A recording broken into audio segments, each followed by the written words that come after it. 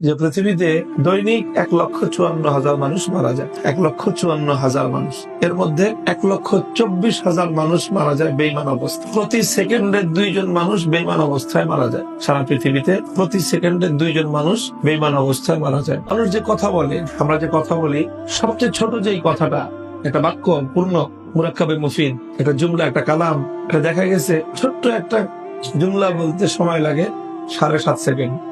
অর্থাৎ আমি একটা কথা বলতেছি, আমার একটা কথা বলার সময়ের মধ্যেই 15 জন মানুষ জাহান্নামের আগুনে পুড়ে যাচ্ছে। কারণ প্রতি সেকেন্ডে 2 জন, 7 সেকেন্ডে 14 জন, 7.5 সেকেন্ডে একটা কথা বলতে বলতে 15টা মানুষ জাহান্নামের আগুনে পুড়ে যাচ্ছে। এক একটা গ্রামে গড়ে পৃথিবীতে মানুষ বসবাস করে 2,000 মানুষ। 1,24,000 মানুষ যদি প্রতিদিন জাহান্নামের আগুনে পুড়ে, তার মানে 62টা গ্রাম প্রতিদিন জাহান্নামের আগুনে পুড়ে ছাই হয়ে যাচ্ছে। 62টা গ্রাম জ্বলতেছে, আর আমরা হলাম ফায়ার ব্রিগেডের দায়িত্বে। এখন আমাদের আসলে কি করণীয়? আমাদের উচিত হলো, যেটা আমাদের হৃদয়ের দাউ দাউ করে একটা আগুন ধরা দরকার, সে আগুন হলো দরদের আগুন। আমাদের বাংলাদেশে 16 কোটি মানুষ, এর মধ্যে 14 কোটি হলো মুসলমান, আর বাকি 2 কোটি নাহাদুল্লাহ মুসলিম। 14 জন যদি দাওয়াত দিত, তো 2 জন মানুষ অমুসলিম থাকে কেন? 7 জনের ভাগে 1 জন পড়তো। তো 7 জন লোক যদি একজনের পিছনে ছুটতো দাওয়াত নিয়ে, তো সেই মানুষটা জাহান্নামের আগুনে জ্বলতে পারতো। সে মানুষটা জাহান্নামের আগুনে জ্বলতেছে কেন? সেই 7 জনের দায়িত্ব ছিল তাকে রক্ষা করা। এই 7 জন তো তারা আরামের ঘুম ঘুমাইতেছে, তারা মজা লুটতেছে, আর তারা বলতেছে যে বহু ধর্মের বিচিত্র বাংলাদেশ, এই বৈচিত্র্যের সৌন্দর্য ধরে রাখতে হবে আমাদের, যাতে যে যে ধর্মে আছে ওই ধর্মে থাকে।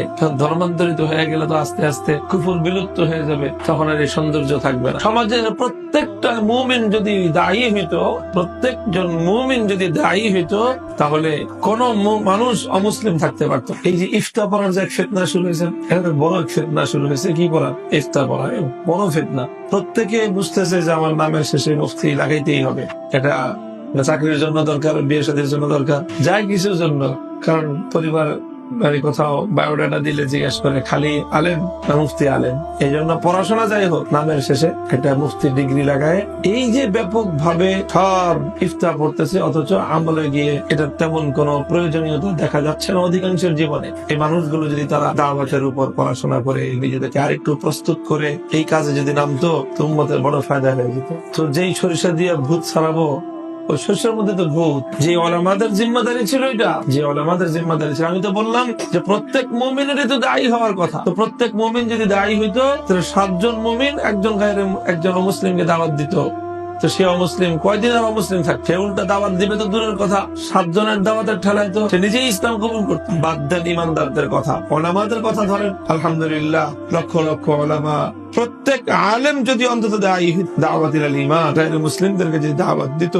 আমাদের তো অধিকাংশ ওলামায়ে কেরামের এই অবস্থা যে গায়রে মুসলিমের কাছে যে দাওয়াত দেওয়া যায়, এই কল্পনাই নেই। অমুসলিমের কাছে আবার কেমনে দাওয়াত? অর্থাৎ আমরা আমাদের মূল শিকড় থেকে কত দূরে চলে গেছি, অথচ আমাদেরকে পাঠানোই হয়েছে সমস্ত অমুসলিমের কাছে দাওয়াত, দিনে ইমানের দাওয়াত পৌঁছানোর জন্য আল্লাহ আমাদেরকে সৃষ্টি করেছে। তো আপনাদের কাজ হবে, এটা বড় একটা কাজ হবে, যে আপনারা এই নতুন ফারিগিনদেরকে তশকিল করবেন দাওয়াতের মেহনত পড়াশোনার জন্য, এবং দাওয়াতের পড়াশোনার পর দাওয়াতের মেহনতের জন্য। ইফতা না পড়ার জন্য তশকিল করবেন।